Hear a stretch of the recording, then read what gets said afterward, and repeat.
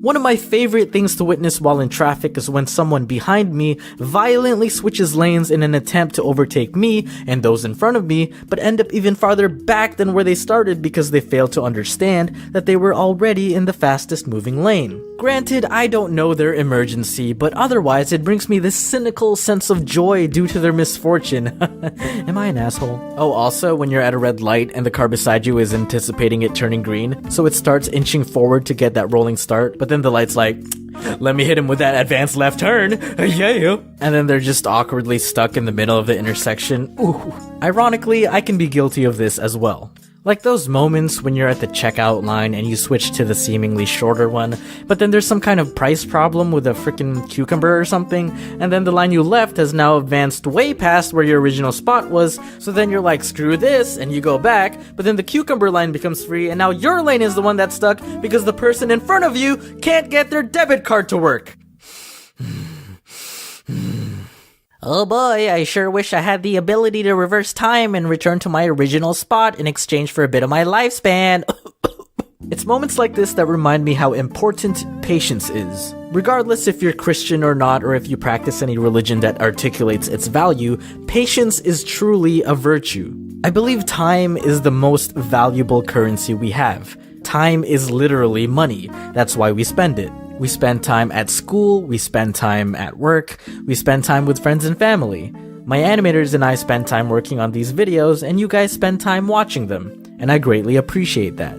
But unlike actual, tangible money, we can't exactly invest time expecting to get more time back. It's not something we can put in our savings account and withdraw when we're retired, expecting to live longer and experience what we couldn't in the past.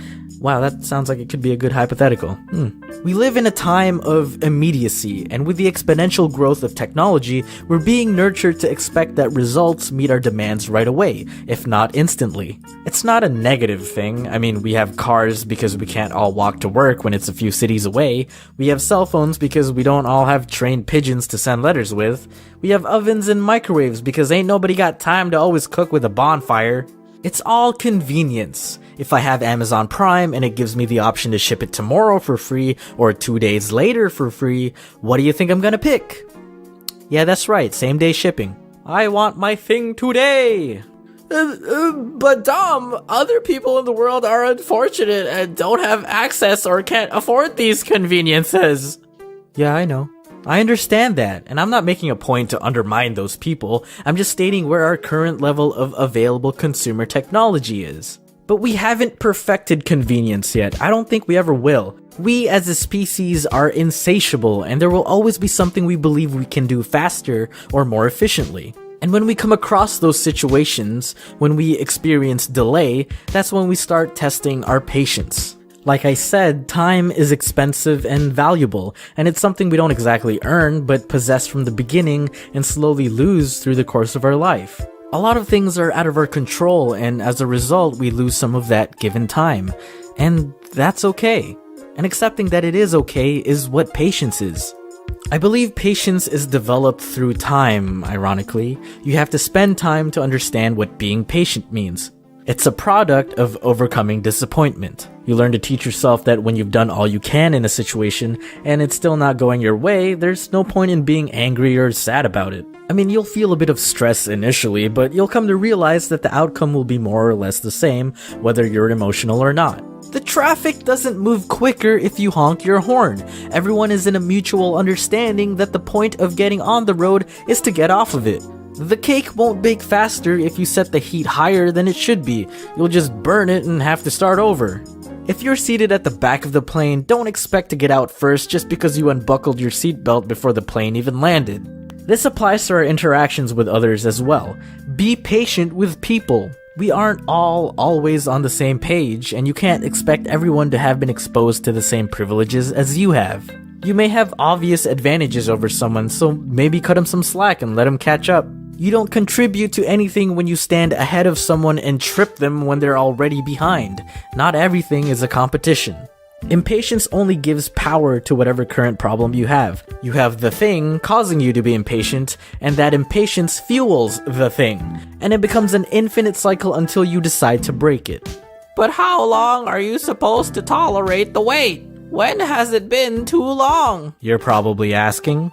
Unfortunately, that's up to you and your judgment on a case-by-case basis. There really isn't a formula for it like time plus empathy over 7 multiplied by ego, I don't know.